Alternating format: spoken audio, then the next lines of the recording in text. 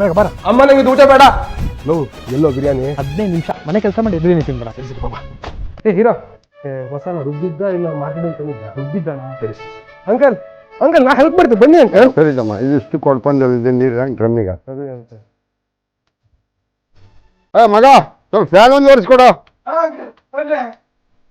ಮಗ ಕಬಾಬ್ ಪೀಸ್ ನಿಂತು ಹಿಡಿತಾರೆ, 2 ಹೇಳ್ತಾರೆ. ಸರಿ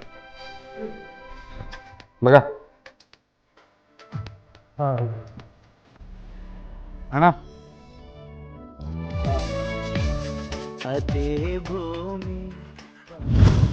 ಫ್ರಿಜ್ಜಿನ ಪಕ್ಕದ ರೂಮಲ್ಲಿ ಇಟ್ಟು ನಾ ಕಟ್ಟಿಗೆ ಓಡಿಸ್ಬಿಡುವ. ಮಗ ಎಲ್ಲ ಹೊರಟೆ? ಚಿಕನ್ ಖಾಲಿ ಆಗೈತಂತೆ, ಸಂಜೆ ತನಕ ಇದ್ಬಿಡು, ನನಗೆ ಹೋಗಿ ಸಂಜೆ ತಂದು ಮಾಡ್ಕೊಟ್ಬಿಡ್ತೀನಿ. ಏನೋ ಅಂದ್ರೆ ನಿನ್ ಮಾತಿನ ಅರ್ಥ ನಿಮ್ ಮನೆಗೆ ಸ್ಲ್ಯಾಬ್ ಹಾಕಿ ಪೇಂಟ್ ಹೊಡೆದು ಇನೋಗ್ರೇಷನ್ ಮಾಡ್ಕೊಟ್ಟು ಹೋಗ್ಲಾ? ಲೇ ನಿಮ್ ಮನೆ ಹಬ್ಬ ನೀವೇ ಕ್ಲೀನ್ ಮಾಡು, ನಿನ್ನ ಬ್ಯಾಕ್ ಪೇಂಟ್ ಯಾಕೋ ಕ್ಲೀನ್ ಮಾಡ್ತೀರಾ?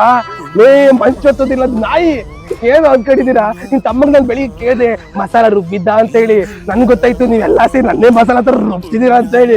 ಲೋ ಯಾಕೋ ನನ್ ಜೀವ ತಿಂತೀರಾ? ನೀವೆಲ್ಲ ಅದ್ಭುತಗಳಲ್ಲಿ ಜೀವನದಲ್ಲಿ ನೋಡ್ಲಾಗಿ ನಮ್ಮ ಮನೇಲಿ ಒಂದ್ ಸಾಸಿವೆ ಕಾಳದು ಸೈಡ್ ಐತ ಮಗ ಅಲ್ಲೇ. ಅಂದ್ರೆ ಇಡೀ ಜೀವನದಲ್ಲಿ ಮಾಡ್ಲಕ್ಕ ಕೆಲಸ ಒಂದ್ ಸಲ ಮಾಡ್ತಿರಲ್ಲ, ನಿನ್ ಮಂಚತ್ತೋಯ್ತಾ?